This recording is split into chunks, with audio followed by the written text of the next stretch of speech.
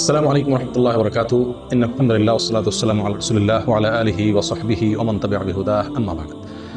সুপ্রিয় দর্শক ভাই বোনেরা, নবী সাল্লাল্লাহু আলাইহি ওয়াসাল্লামের প্রতি দুরূদ প্রেরণ করা এটা ঈমানদারদের জন্য অত্যন্ত লাভজনক একটি আমল। এমন একটি লাভজনক আমল যার 40টি উপকারিতার কথা বর্ণনা করেছেন আল্লামা ইবনুল কাইয়্যিম রাহিমাহুল্লাহ। তার কিতাবে তিনি নবী সাল্লাল্লাহু আলাইহি ওয়াসাল্লামের প্রতি দুরূদ পাঠের 40টি উপকারিতা, একটি দুটি বা চারটি ছয়টি নয়, 40টি উপকারিতার কথা তিনি বর্ণনা করেছেন। তার সবগুলো আমরা উল্লেখ করতে যাব না, মাত্র 5-6টি গুরুত্বপূর্ণ উপকারিতার কথা আমরা আজ আপনাদের সঙ্গে শেয়ার করতে চাই। প্রিয় বন্ধু, নবী সাল্লাল্লাহু আলাইহি ওয়াসাল্লামের প্রতি দুরূদ প্রেরণ করা, তার জন্য দুরূদ পাঠ করার মানে হলো তার জন্য দোয়া করা, শান্তির জন্য, রহমতের জন্য আল্লাহ সুবহানাহু ওয়া তাআলার কাছে আরজি পেশ করা। এটাই হলো দুরূদের সারমর্ম।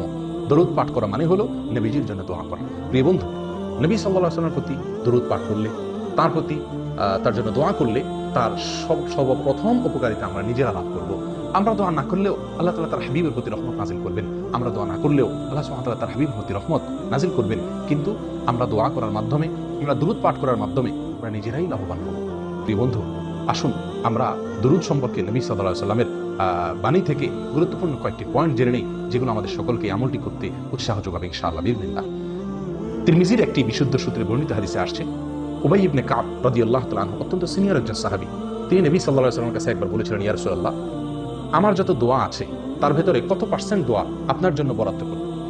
নবী সাল্লাল্লাহু আলাইহি ওয়াসাল্লাম তাকে ইচ্ছাধিকার দিয়ে বলছিলেন, তুমি যতটুকু চাও, কোনো বাধ্যকতা তোমার জন্য নেই। কোরআন সুন্নাহ তোমাকে কোনো এই ব্যাপারে বাধ্য করেনি যে এত পার্সেন্ট তোমাকে দোয়া করতে হবে, তোমার দোয়ার ভেতরে নবীর জন্য দোয়া এতটুকু রাখতে হবে, এরকম কোনো কথা নেই। তখন উবাই ইবনে কাব রাদিয়াল্লাহু তাআলা আনহু নবী সাল্লাল্লাহু আলাইহি ওয়াসাল্লামকে বলছিলেন, ইয়া রাসূলুল্লাহ, তাহলে আমি যদি আমার দোয়ার মধ্যে 1/4 আপনার জন্য বরাদ্দ করি, যত দোয়া করি তার ভিতরে 4/1 শুধুমাত্র আপনার জন্য দোয়া করি, নবী সাল্লাল্লাহু আলাইহি ওয়াসাল্লাম বললেন, তাহলে সে তোমার জন্য কল্যাণকর, আর যদি আরো বাড়াতে পারো তোমার জন্য আরো বেশি ভালো। তিনি তখন বললেন 1/3 কথা। নবীজি সাল্লাল্লাহু আলাইহি ওয়াসাল্লাম তাকে একইভাবে এটাও ভালো বলে আরো বাড়ানোর পরামর্শ দিলেন। তখন তিনি অর্ধেকের কথা বললেন। তখন নবী সাল্লাল্লাহু আলাইহি ওয়াসাল্লাম তাকে একই উত্তর দিলেন। তখন তিনি বলছিলেন, ইয়া রাসূলুল্লাহ, যদি আমি আমার সকল দোয়া আপনার জন্য রাখি তাহলে কেমন হবে? নবী সাল্লাল্লাহু আলাইহি ওয়াসাল্লাম তাকে বললেন, ইযান তুকফা হাম্মুক ওয়া তুগফার যামবুক, যদি তুমি তোমার সকল দোয়া আমার জন্য বরাদ্দ করতে পারো তাহলে তোমার সকল পেরেশানি দূর হয়ে যাবে এবং তোমার সমস্ত অপরাধ, সমস্ত গুনাহ আল্লাহ সুবহানাহু ওয়া তাআলা মাফ করে দিবেন, মাফ করে দেওয়া হবে। প্রিয় বন্ধু, উবাই ইবনে কাব রাদিয়াল্লাহু তাআলা আনহুর এই হাদিস থেকে নবী সাল্লাল্লাহু আলাইহি ওয়াসাল্লামের প্রতি দরুদ, তার জন্য দোয়া, সালাত এবং সালাম কত বেশি হওয়া উচিত আমাদের, তার একটা ধারণা আমরা এখান থেকে পেতে পারি। অবশ্যই হাদিস থেকে কারো প্রশ্ন করতে পারে যে তাহলে কি একজন মানুষ তার নিজের জন্য কোনো দোয়াই করবে না? উত্তর হলো জি না। কোরআন এবং সুন্নাহ নিজের জন্য দোয়া করার বহু নির্দেশ এসেছে। অতএব নিজের জন্য দোয়া করতে এখানে নিষেধ করা হয়নি। নবী সাল্লাল্লাহু আলাইহি ওয়াসাল্লামের জন্য সকল দোয়া তার জন্য বরাদ্দ রাখার তার উদ্দেশ্য কি, তাহলে তার ব্যাপারে মুহাদ্দিসিন কিরামের কয়েকটি ব্যাখ্যা এখানে পাওয়া যায়। তার ভিতরে একটি ব্যাখ্যা হলো যে এখানে নবী সাল্লাল্লাহু আলাইহি ওয়াসাল্লাম বিষয়টির গুরুত্ব বোঝানোর জন্য এভাবে তাকে বলেছেন।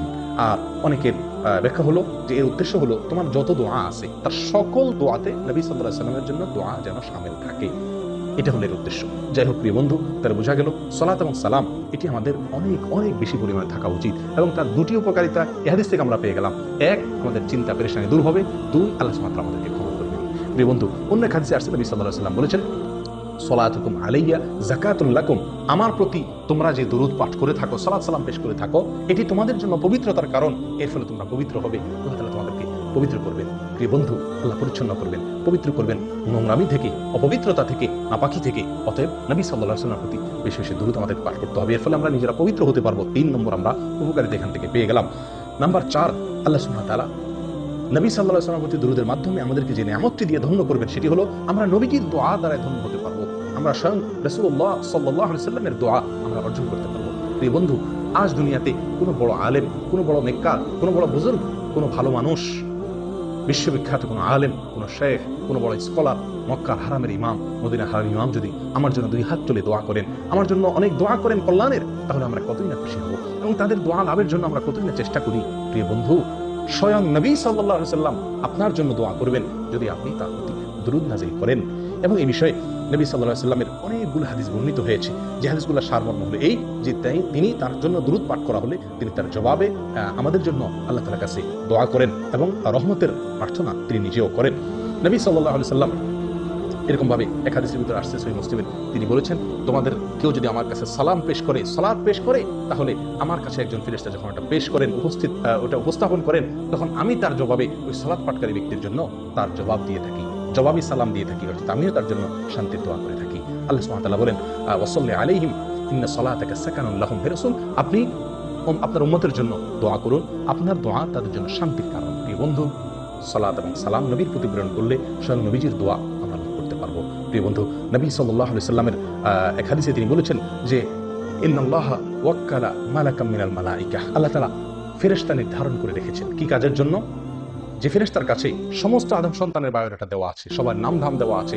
যখনই কেউ দুরূদ পাঠ করে, ওই ফেরেশতা নবী সাল্লাল্লাহু আলাইহি সাল্লামের কাছে সেই দুরূদকে পেশ করেন এবং বলেন, ইয়া রাসূলুল্লাহ, আপনার উম্মতের অমুক সদস্য, অমুকের সন্তান অমুক, সে আপনার প্রতি দুরূদ পাঠ করেছে, দুরূদ প্রেরণ করেছে। তখন নবী সাল্লাল্লাহু আলাইহি সাল্লাম জবাব দিয়ে থাকেন, তিনিও তার জন্য রহমতের দোয়া করে থাকেন।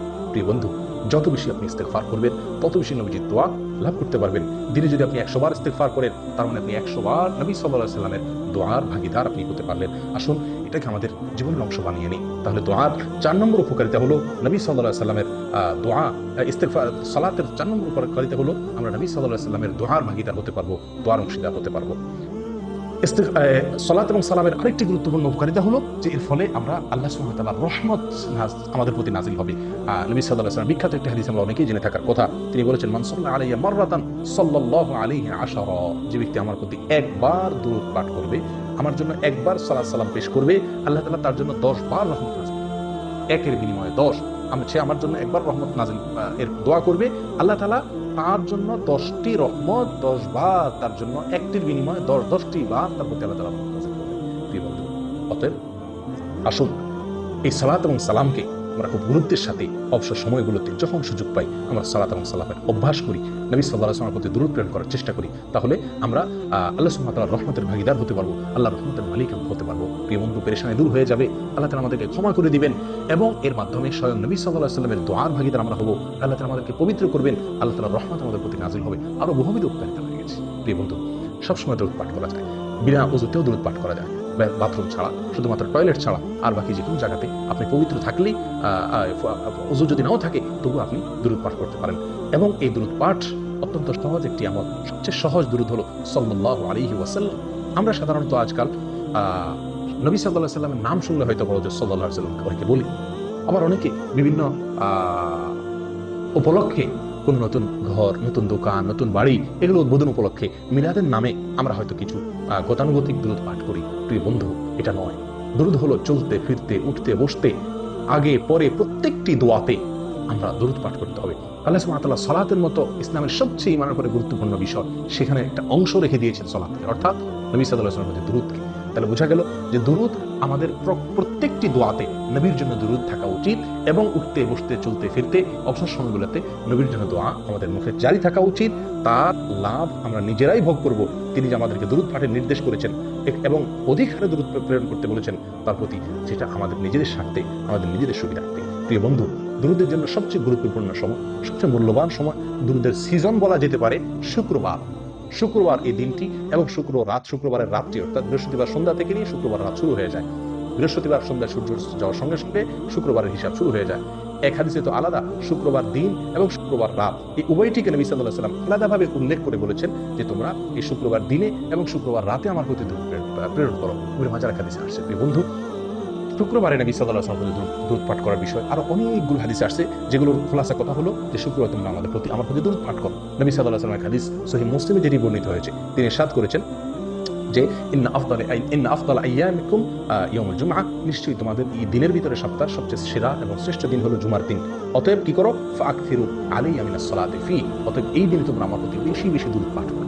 জুমার দিনে যত বেশি সম্ভব দুরূদ পাঠ করতে হবে। জুমার দিনে যত নফল আমল আছে, প্রিয় বন্ধু, জুমার সালাতের পরে জুমার দিনের সবচেয়ে গুরুত্বপূর্ণ নফল আমল হলো নবী সাল্লাল্লাহু আলাইহি ওয়াসাল্লামের প্রতি সালাত এবং সালাম পেশ করা, এরপর সূরা কাহফ ইত্যাদি। প্রিয় বন্ধু, আসুন দুরূদকে আমাদের জীবনের অংশ বানিয়ে নেই।